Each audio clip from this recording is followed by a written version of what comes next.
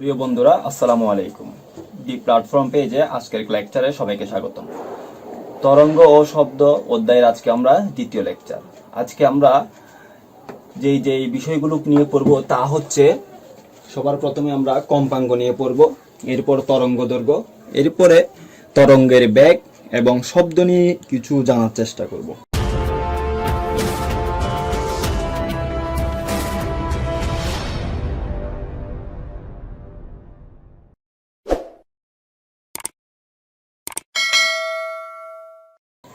আমরা গত ক্লাসে পর্যায়কাল, তরঙ্গ দৈর্ঘ্য, বেগ এই তিনটা জিনিস সহ আরও কয়েকটা জিনিস জেনেছিলাম। যেমন তরঙ্গের একটা তরঙ্গের দশা নিয়ে আলোচনা করেছিলাম, তারপর পূর্ণ কম্পন, অনুদৈর্ঘ্য তরঙ্গ, অনুপ্রস্থ তরঙ্গ ইত্যাদি নিয়ে আমরা আলোচনা করেছিলাম।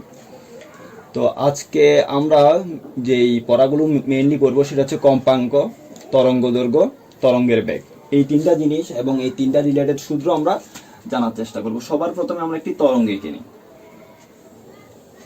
এই হচ্ছে একটি তরঙ্গ। তো সবার প্রথমেই আমরা বলি এখান থেকে কোন জিনিসটা কি সেটা একটু জানার চেষ্টা করি। প্রথমে হচ্ছে তরঙ্গ দৈর্ঘ্য। তরঙ্গ দৈর্ঘ্যটা কি? একটি তরঙ্গ একটি পূর্ণ কম্পন যেতে যেই দূরত্ব অতিক্রম করে তাকে ওই তরঙ্গের তরঙ্গ দৈর্ঘ্য বলে। তাহলে দেখুন এখানে একটি পূর্ণ কম্পন কি, দেখুন এই বিন্দু থেকে শুরু করে এই গেল একটি পূর্ণ কম্পন শেষ করেছে, এটাই হচ্ছে তার একটি পূর্ণ কম্পন। এই পূর্ণ কম্পন কালেও যতটুকু দূরত্ব অতিক্রম করে সেটাই হচ্ছে তার তরঙ্গ দৈর্ঘ্য।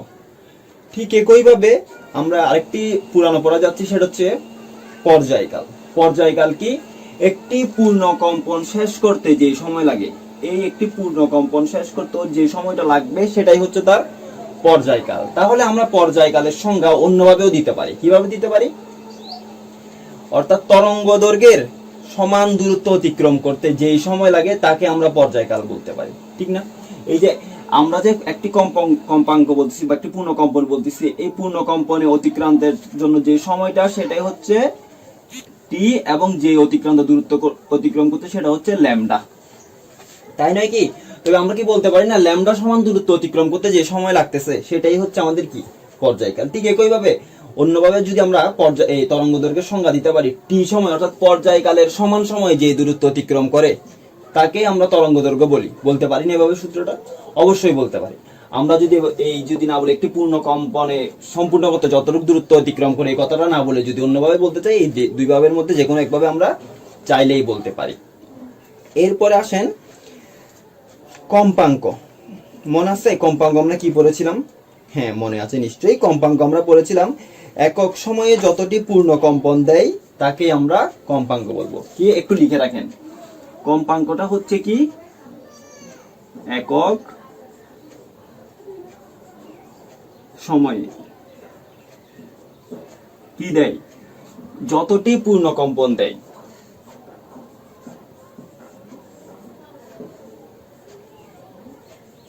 পূর্ণ কম্পন অর্থাৎ কম্পাঙ্ক হচ্ছে কি একক সময়ে যতটি পূর্ণ কম্পন দেয় তাই হচ্ছে কম্পাঙ্ক। তাহলে দেখেন আমরা তরঙ্গের দৈর্ঘ্যের সংজ্ঞা এবং পর্যায়কাল এই জিনিসগুলো গত ক্লাসে পড়ে আসলেও আজকে গত ক্লাসে আমরা তো এই তরঙ্গ থেকে দিয়েছি। তো আজকে আমরা তরঙ্গ দৈর্ঘ্যের সংজ্ঞা পর্যায়কাল থেকে এবং পর্যায়কালের সংজ্ঞা তরঙ্গ থেকে দেওয়ার যেই নিয়মটা সেটা জেনে নিলাম। এখন আমাদের হচ্ছে কম্পাঙ্ক। কম্পাঙ্ক কি? একক সময়ে যতটি পূর্ণ কম্পন দেয়। পূর্ণ কম্পন সম্পর্কে আমরা নিশ্চয়ই আগের ক্লাসে জেনে এসেছি। অর্থাৎ একটা কণা কোন একটা বিন্দু থেকে যাত্রা শুরু করে ঠিক এই চলতে থাকলে ঠিক সমদশা সম্পূর্ণ জায়গায় যখন পৌঁছায় তখন তাকে আমরা বলবো পূর্ণ কম্পন। এবং আমাদের নিশ্চয়ই মনে আছে এটা ছিল তরঙ্গ শীর্ষ, এটা তরঙ্গ পাত, এতটুকু এটা ছিল কি বিস্তার এক, ঠিক আছে? তো এই হচ্ছে আমাদের গত ক্লাসের যেই পড়াগুলো ছিল সেগুলো রিলেটেড কয়েকটা কথাবার্তা। এখন আমরা একটু চলে যাব এই অধ্যায় থেকে যে সূত্রগুলো আছে, কয়েকটা সূত্র আজকে আমরা জানার চেষ্টা করব। এই দেখেন এটা একটা কি তরঙ্গ, আবার এঁকে নিলাম। তাহলে দেখেন একটা তরঙ্গ একটা পূর্ণ কম্পন সম্পূর্ণ করতে কি কি হয়? একটা তরঙ্গ একটা পূর্ণ কম্পন সম্পূর্ণ করতে ওর এক পর্যায়কাল সময় লাগে বা টি সময় লাগে, হতে পারে এবং কি এই সময় সে ল্যামডা দূরত্ব অতিক্রম করে। ঠিক আছে, এই হচ্ছে একটা পূর্ণ কম্পন সম্পূর্ণ করতে কথাবার্তা। তো আমরা এখন কি জানি, কম্পাঙ্ক সমান জানি একক সময়ে যতটি পূর্ণ কম্পন সম্পূর্ণ করে। তাহলে দেখেন এখান থেকে এতটুক আসতে, এটার নাম দিলাম এ বি। দেখেন এ বি এর ক্ষেত্রে, এ বি এর ক্ষেত্রে কম্পন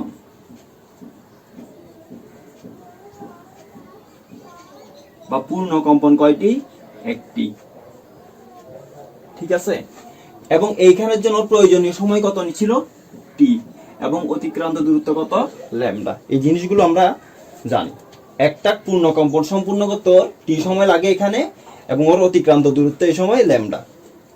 তাহলে আমরা লিখি টি সময়ে দেয় একটি কম্পন। তাহলে দেখি একক সময়ে কয়টি কম্পন দেয়? একক সময়ে কম্পন দেয় 1/tt, 1/t। দেখেন একক সময়ে যতটি কম্পন দেয় তার নাম আমরা কি বলেছিলাম মনে আছে? একক সময়ে যতটি কম্পন দেয় তার নাম বলেছিলাম কম্পাঙ্ক। একক সময়ে যতটি কম্পন দেয়, দেখেন এখানে আমরা দাগ দিয়ে সবার প্রথমে লিখে রেখেছিলাম, একক সময়ে যতটি কম্পন দেয় সেটাই হচ্ছে তার কম্পাঙ্ক। তাহলে আমরা কি বলতে পারি 1/t সমান কি? একক 1/t টা হচ্ছে একক সময়ে কতটি কম্পন দেয়। একক সময়ে যতটি কম্পন দেয় তাকে আমরা বলতে পারি কম্পাঙ্ক।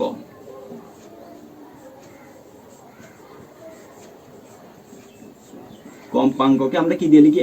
f সমান কি লেখা যায়? 1/t। টি হচ্ছে কি? তার পর্যায়কাল। এই হচ্ছে আমাদের সবার প্রথম এই অধ্যায়ে যে সর্বপ্রথম সূত্র, সেটি হচ্ছে f = 1/t। তাহলে আমরা কি বলতে পারি? একক সময়ে যতটি কম্পন দেয় সেটাই হচ্ছে তার কম্পাঙ্ক, এবং এই কম্পাঙ্ক সূত্র কি? 1/t, f = 1/t। বা এখানে এই সূত্র দিয়ে আমাদের বিভিন্ন সময় অঙ্ক আসবে, সেখানে আমরা t সমান 1/f ইউজ করতে পারবো, বা f = 1/t এই জিনিসটাও আমরা ইউজ করতে পারবো।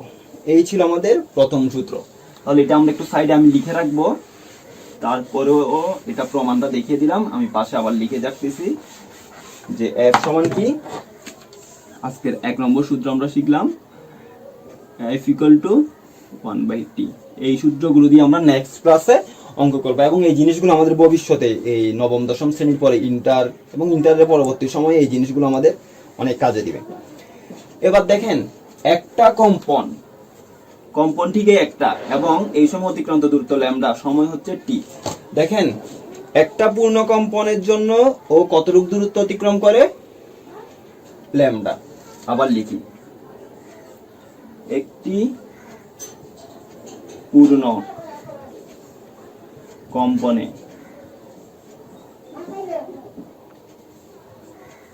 অতিক্রান্ত দূরত্ব কতটুকু? ল্যামডা পর্যন্ত। দেখেন একটা পূর্ণ কম্পন দেওয়ার জন্য ওর টি সময় লাগে, এবং এই টি সময়ে ও অতিক্রম করে কতটুকু দূরত্ব? ল্যামডা দূরত্ব। সত্য কথা না? তাহলে এখন একটা তরঙ্গ তো শুধু একটা কম্পন দিবে না, কয়টা কম্পন দিবে?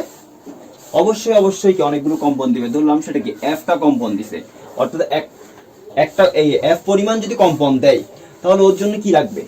f টি পূর্ণ কম্পন সম্পূর্ণ করতে অতিক্রান্ত দূরত্ব হচ্ছে ল্যামডা ইনটু f।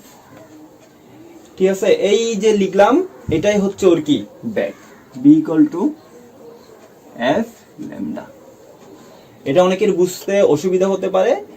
এটা বোঝার জন্য আমরা কি জানি ব্যাগের সংজ্ঞায় একক সময়ে যে অতিক্রান্ত দূরত্ব সেটাই হচ্ছে কি? তার ব্যাগ। এখান থেকে যদি কারো বুঝতে সমস্যা হয় তাহলে তাদের জন্য ইজি হিসাবে আমি বলে দিচ্ছি। দেখেন এই যে ল্যামডা পরিমাণ দূরত্ব কিভাবে অতিক্রম করেছে? টি সময়ে। আবার নতুন ভাবে দেখাই, টি সময়ে অতিক্রান্ত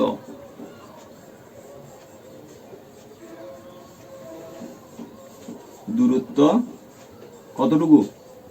আমরা জানি ল্যামডা পর্যন্ত। তাহলে একক সময় অতিক্রান্ত দূরত্ব ল্যামডা বাই টি। তাহলে আমরা কি লিখতে পারি, একক সময় অতিক্রান্ত দূরত্বটাই তো বেগ, b সমান ল্যামডা বাই টি। এখানে আমি কি জানি 1/t সমান f, তাহলে আমি কি লিখতে পারি b equal to f lambda. এটাই হচ্ছে আমাদের দ্বিতীয় সূত্র। অর্থাৎ একটা বস্তু না, একটা যদি কোন তরঙ্গের আমাকে বেগ বের করতে পারে, তাহলে আমরা কিভাবে বের করবো, b equal to f lambda. আমরা অবশ্যই তরঙ্গ বেগ সম্পর্কে এর আগের ক্লাসে অর্থাৎ প্রথম লেকচারে পড়ে এসেছি। একক সময় এই তরঙ্গের বেগটাই হচ্ছে কি, তরঙ্গের বেগ বা বেগ হিসেবে আমরা এই পরিচিত বা জানবো, বা সেই নামে ডিফাইন করব। তরঙ্গের বেগটাই হচ্ছে বেগ, বা এখানের জন্য বেগ হিসাবে কাউন্ট হবে। তাহলে আমরা দেখেন এই অধ্যায়ে কয়টা সূত্র পেয়ে গেলাম, এখন দুইটা সূত্র পেয়ে গেলাম, b equal to f lambda. এই ছিল তরঙ্গের যে দুইটা সূত্র সেটা, ঠিক আছে। এরপরে দেখেন আমরা চলে যাব এখন শব্দে। শব্দ,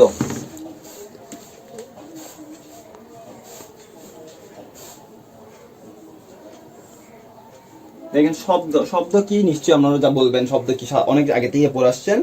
শব্দ এক প্রকার শক্তি। তো শব্দ তরঙ্গ কি, শব্দ তরঙ্গ হচ্ছে কি, যে তরঙ্গ শব্দের জন্য যে তরঙ্গটা কাজ করতেছে সেটাই নিশ্চয়ই শব্দ তরঙ্গ। এই ছিল শব্দ তরঙ্গ। এখন শব্দ তরঙ্গর যেই কম্পাঙ্ক, অনেক কম্পাঙ্কের হতে পারে, একটা শব্দের ভিন্ন ভিন্ন কম্পাঙ্ক হতে পারে। সেই কম্পাঙ্কের মধ্যে আমরা যারা মানুষ তারা শুনবো 20 থেকে 20 হার্জ থেকে 20,000 হার্জ পর্যন্ত যেই কম্পাঙ্কের শব্দ সেগুলি আমরা শুনবো। অর্থাৎ আমাদের মানুষের কম্পাঙ্ক, এই শব্দের সীমা, অর্থাৎ আমরা যে শব্দগুলো শুনবো সেগুলো অবশ্যই 20 থেকে 20,000 হার্জের মধ্যে হতে হবে, তাহলে আমরা শব্দগুলো শুনবো। তো এখন দেখেন কিছু শব্দ থাকবে 20-এর নিচে, কিছু কম্পাঙ্ক শব্দ থাকবে 20-এর নিচে। 20-এর নিচে যেগুলো হবে, অর্থাৎ কি 20-এর কম যেগুলো হবে সেগুলোর নাম হচ্ছে, সেগুলোকে আমরা একটা নাম দিব শব্দেতর। সেগুলোর নাম হচ্ছে কি 20-এর নিচে। এখানে না লিখে একটু সুন্দর করে এদিকে লিখে দিই। অর্থাৎ 20-এর নিচে যখন হবে, 20-এর পিছনের দিকে যখন যাবে, এগুলো হচ্ছে কি শব্দে তর। অর্থাৎ আমরা বলবো যে সকল শব্দের কম্পাঙ্ক 20 হার্জের কম, তাদেরকে আমরা কি বলবো, শব্দেতর কম্পাঙ্ক বলবো। এরপর আবার কিছু শব্দ পাবো যাদের কম্পাঙ্ক 20,000-এর উপরে। 20,000-এর উপরে হলে সেগুলো কি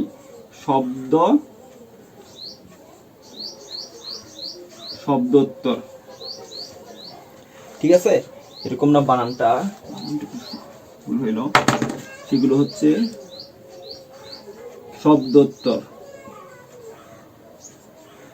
যে সকল শব্দের কম্পাঙ্ক 20 হার্জের নিচে তাদেরকে আমরা বলবো শব্দেতর, এবং যে সকল শব্দের কম্পাঙ্ক 20,000 হার্জের বেশি তাদেরকে আমরা বলবো শব্দোত্তর কম্পাঙ্ক। একটা হচ্ছে শব্দেতর যেটা 20-এর কম, আর একটা হচ্ছে 20,000-এর বেশি, সেটা হচ্ছে শব্দোত্তর কম্পাঙ্ক, ঠিক আছে। এবং এই কম্পাঙ্কগুলো শব্দেতর এবং শব্দোত্তর, এই কম্পাঙ্কের শব্দগুলো আমরা শুনবো না। কিছু কিছু পশু পাখি, যেমন হয়তো ঠিক আমার জানা নাই, হাতি সম্ভবত শব্দেতর এই কম্পাঙ্কের শব্দগুলো শুনতে পাই, আরো কিছু পশু পাখি আছে যারা শুনতে পাই, এবং শব্দোত্তর গুলো শুনতে পাই হচ্ছে বানর, কুকুর, এই জাতীয় পশু পাখিগুলো শব্দোত্তর কম্পাঙ্ক অর্থাৎ 20,000 হার্জের উপরের গুলো শুনতে পাই। এরপর আসে শব্দের বৈশিষ্ট্য, শব্দ তরঙ্গের বৈশিষ্ট্য। তো শব্দ তরঙ্গের বৈশিষ্ট্য কি, আগে আমি একটু আপনাদেরকে নিশ্চয় তরঙ্গের বৈশিষ্ট্য বলেছিলাম। ওখানে বলেছিলাম অনুদৈর্ঘ্য তরঙ্গ, অনুপ্রস্থ তরঙ্গ। এর মধ্যে আমরা কি বলেছিলাম, শব্দের যেই তরঙ্গটা সেটা কি বলেছিলাম মনে আছে নিশ্চয়, অনুদৈর্ঘ্য তরঙ্গ। তাহলে আমরা অনুদৈর্ঘ্য তরঙ্গের যে বৈশিষ্ট্যগুলো সেগুলি শব্দ তরঙ্গের বৈশিষ্ট্য, এটা হচ্ছে কি অনুদৈর্ঘ্য তরঙ্গের জন্য ব্যবহার করা হচ্ছে। তাহলে দেখেন কি বলতে পারি আমরা বৈশিষ্ট্য হিসাবে। সবার প্রথমে আমরা কি বলবো, দেখুন শব্দ চলাচলের জন্য একটা ভিন্ন ভিন্ন মাধ্যমের প্রয়োজন হয় না, অবশ্যই মাধ্যমের প্রয়োজন হয়। তাহলে মাধ্যমের প্রয়োজন হলে আমরা তাকে কি বলি, যে শব্দ চলাচলের জন্য মাধ্যম প্রয়োজন সেটা হচ্ছে যান্ত্রিক তরঙ্গ, এবং যাদের চলাচলের জন্য মাধ্যমের প্রয়োজন না তারা হচ্ছে তাড়িত চৌম্বক তরঙ্গ। তাহলে আমরা কি বলতে পারি, শব্দ 1 নম্বর দিয়ে কি তরঙ্গ, যান্ত্রিক তরঙ্গ, যান্ত্রিক তরঙ্গ, ঠিক আছে। শব্দ তাহলে আমরা কি বলতে পারি, যান্ত্রিক তরঙ্গ। এবং এটা কিভাবে চলে, অনুদৈর্ঘ্য তরঙ্গ যেভাবে চলে সেভাবে চলে। তার মানে কি অনুদৈর্ঘ্য তরঙ্গ কিভাবে ছিল, কম্পনের দিকের সাথে সমান্তরালে চলে। তাহলে আমি 2 নম্বর কি বলতে পারি, কম্পনের দিকের সাথে সমান্তরালে চলে, অর্থাৎ এটা কি অনুদৈর্ঘ্য তরঙ্গ।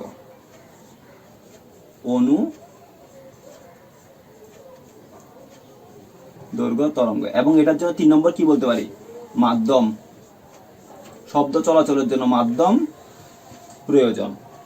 তাহলে আমরা 3টা বৈশিষ্ট্য পেয়ে গেলাম। শব্দ চলাচলের জন্য অবশ্যই মাধ্যম প্রয়োজন। এবং এখানে আবার পার্থক্য আছে, কঠিন মাধ্যমে শব্দ সবচেয়ে দ্রুত চলে, তরল মাধ্যমে তার থেকে একটু কম চলে, এবং বায়বীয় মাধ্যমে তার থেকে একটু আস্তে চলে। অর্থাৎ কি সবচেয়ে বেশি জোরে চলে কোথায়, কঠিন মাধ্যমে, তারপর চলছে কোথায়, তরলে, এরপরে সবচেয়ে বেশি তরঙ্গ চলবে সলিডে, কঠিনে। ব্যাগের ক্রমটা হচ্ছে কি, ব্যাগের ক্রম হচ্ছে কঠিনে সবচেয়ে বেশি, তারপর তরল, তারপর হচ্ছে গ্যাস বা বায়বীয়। অর্থাৎ সবচেয়ে বেশি জোরে চলবে কঠিন মাধ্যমে, তারপর তরল মাধ্যমে, তারপর হচ্ছে গ্যাসীয় মাধ্যমে। এরপর আমরা লিখতে পারি I proportional to A square. A হচ্ছে কি বিস্তার, তরঙ্গের বিস্তার, আই হচ্ছে তরঙ্গের তীব্রতা। এই হচ্ছে আমাদের 4 নম্বর। এরপর আমরা বলতে পারি তরঙ্গের জন্য আমরা কি বলেছিলাম, প্রতিফলন,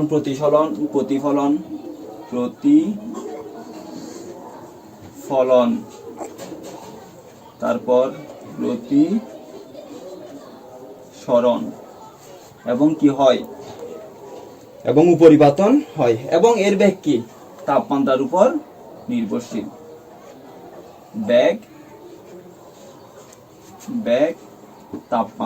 তাপমাত্রার উপর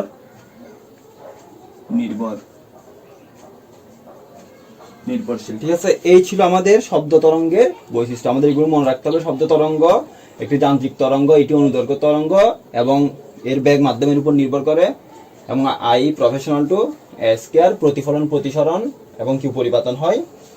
এবং বেগ কার উপর নির্ভর করে, বেগ অবশ্যই মাধ্যমের উপর নির্ভর করে। এরপরে আমরা একটু দেখি বেগের নির্ভরশীলতা যেটা আছে সেটা নিয়ে একটু আলোচনা করি, এবং এখান থেকে একটা সূত্র আকারে বের করার চেষ্টা করব। তবে আমরা আগে লিখি ভি প্রফেশনাল টু √T। অর্থাৎ এটা হচ্ছে আমাদের দেওয়া আছে যে তাপমাত্রা, এই ভিটা হচ্ছে কি বেগ, তরঙ্গের বেগটা কি তাপমাত্রার বর্গমূলের সমানুপাতিক। এই হচ্ছে আমাদের কাছে দেওয়া। এবং এখান থেকে আমরা কি বের করতে পারি, আমাদের যদি ধরলাম T1 এর জন্য V1 এবং T2 এর জন্য V2, তাহলে আমরা কি লিখতে পারলাম, V1 বা B প্রফেশনাল টু √T। আমরা যদি প্রফেশনালটা তোলার জন্য একটা সমানুপাতিক চিহ্ন দিয়ে কে √T দিই, তাহলে এখন কি করতে পারি, এখন আমরা কি করতে পারি, V1 equal to professional two √T1, V2 √T2। তাহলে কি দেখা যায়, V1 divided by V2 equal to √T1 divided by T2। এই যে সূত্র, এই সূত্রের মাধ্যমে, অর্থাৎ আমরা V1 divided by V2 equal to √T1 divided by T2, এই সূত্রের মাধ্যমে আমরা একটা শব্দ তরঙ্গের বেগ বের করে নিয়ে ফেলতে পারি। এর জন্য আমাদেরকে যে কোনো একটা শব্দের বেগ দেওয়া থাকতে হবে, তাহলে আমরা অপর যে বেগটি সেটি আমরা ইজিলি বের করে ফেলতে পারবো। তবে এইভাবে বের না করেও অন্য একটি প্রসেসের মাধ্যমে বের করা যায়, সেটাও আমি আপনাদেরকে দেখিয়ে দিব। যে এটার জন্য আসলে একটা অঙ্ক আমাদের যে পুরান বইটা ছিল ওখানে দেওয়া ছিল, ওখান থেকে আমি অঙ্কটা কালেক্ট করেছি। দেখেন 20 ডিগ্রি সেলসিয়াস তাপমাত্রায় বেগ, এবং আরেকটা বেগ দেওয়া আছে 0 ডিগ্রি সেলসিয়াস তাপমাত্রায় বেগ। কত, 20 ডিগ্রির জন্য দেওয়া ছিল 344 মিটার পার সেকেন্ড, এবং 0 ডিগ্রির জন্য ছিল 332 মিটার পার সেকেন্ড। এই ছিল আমাদের কি বেগ। এখন আমাদেরকে কোয়েশ্চেন করেছে 1 ডিগ্রি সেলসিয়াস তাপমাত্রা বৃদ্ধির জন্য বেগ কতটুকু বৃদ্ধি পাবে। অর্থাৎ 1 ডিগ্রি সেলসিয়াস তাপমাত্রা বৃদ্ধিতে বেগ বৃদ্ধি কত, এটাই আমাদেরকে হিসাব করে বের করতে হবে। আচ্ছা আমরা দেখি ডেল থিটা কত, 20 বিয়োগ 0 সমান 20 ডিগ্রি সেলসিয়াস, বা কেলভিন হলে কেলভিনও লিখতে পারি। এবং এই সময় আমাদের ব্যাগের পার্থক্যটা কত, 344 বিয়োগ 332, তাহলে হচ্ছে কত, 12 মিটার পার সেকেন্ড। দেখেন আমাদের এখন এখানে 20 ডিগ্রি সেলসিয়াস তাপমাত্রার জন্য ব্যাগের পার্থক্য দেওয়া আছে, তাই লিখে ফেলি 20 ডিগ্রি সেলসিয়াস এর জন্য তাপমাত্রা লিখে দিই। তাপমাত্রা 20 ডিগ্রি সেলসিয়াসের জন্য ব্যাগ বৃদ্ধি কতটুকু, 12 মিটার পার সেকেন্ড। এটা কি 20 ডিগ্রি তাপমাত্রার পার্থক্য লিখি, তাহলে আরো বুঝতে সুবিধা হবে। পার্থক্য 20 ডিগ্রির জন্য ব্যাগ বৃদ্ধি হচ্ছে 12, তাহলে 1 ডিগ্রি সেলসিয়াসের জন্য ব্যাগ বৃদ্ধি হবে কত, 12 divided by 20 metre per second per kelvin, বা কেলভিন তো এখানে হয় না, পরে যখন লিখবো তখন হবে, তাহলে এখানে হয় 0.6 মিটার পার সেকেন্ড। অর্থাৎ 1 ডিগ্রি সেলসিয়াস তাপমাত্রা বৃদ্ধির জন্য আমাদের ব্যাগ বৃদ্ধি হচ্ছে 0.6। দেখেন আমার কাছে এখন শুধু এই জিনিসটা লাগবে, 1 ডিগ্রি সেলসিয়াস তাপমাত্রা বৃদ্ধির জন্য আমাদের কতটুকু বৃদ্ধি পাচ্ছে এই ব্যাগ, 0.6 মিটার পার সেকেন্ড। তাহলে দেখেন তাপমাত্রার পার্থক্য কতর জন্য, ভি এর জন্য আমাদের কতটুকু বৃদ্ধি পাচ্ছে, 0.6 ইন্টু ডেল থিটা। ঠিক আছে, এটাই হচ্ছে কি আমাদের ব্যাগ বৃদ্ধির হিসাবটা। দেখেন এখান থেকে আমরা যখন করব তখন ইজিলি বের হয়ে যাবে।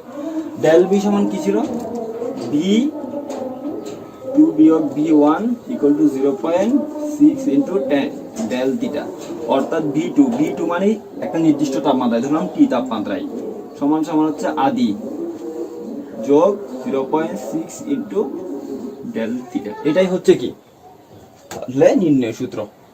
আমরা এই সূত্রের সাহায্যে ইজিলি বের করে ফেলতে পারবো। যেমন ধরেন এই অঙ্কটা যেটা ছিল সেখান থেকে বের করি।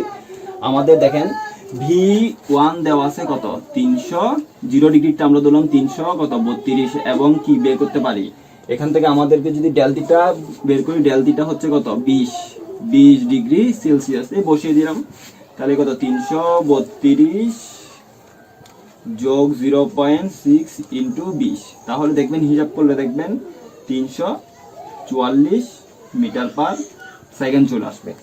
তাহলে দেখেন আমরা যে কোনো একটা তাপমাত্রা দেওয়া থাকলে সেই তাপমাত্রায়, অর্থাৎ যে তাপমাত্রা দেওয়া থাকবে সেই তাপমাত্রা থেকে অন্য একটি তাপমাত্রার ব্যাগ এই সূত্রের সাহায্যে বের করতে পারি। সেম ভাবে আমরা যদি এটা এই সূত্রের সাহায্যে বের করতাম একইভাবে বের করতে পারি। তাই আমরা এই সূত্রটি মনে রাখার চেষ্টা করব। এই সূত্রটি দিয়ে আমি মনে করি ইউজ করা সবচেয়ে ভালো হবে, যদিও নতুন বইয়ে এই সূত্রটি নেই, এই সূত্রটি আছে। তো আপনাদের যেটা ভালো লাগে সেটা ইউজ করবেন, এবং দুটোটাই সঠিক। তো আমাদের এই অধ্যায়ের আজকে আমরা 4টা সূত্র শিখলাম।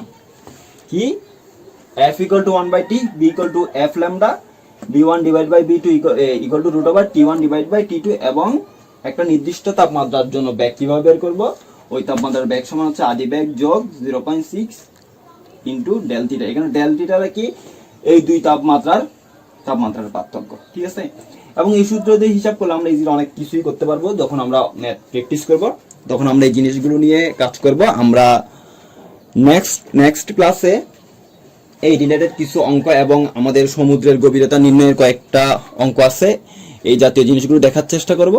আজকের জন্য এখানেই, ধন্যবাদ। আসসালামু আলাইকুম।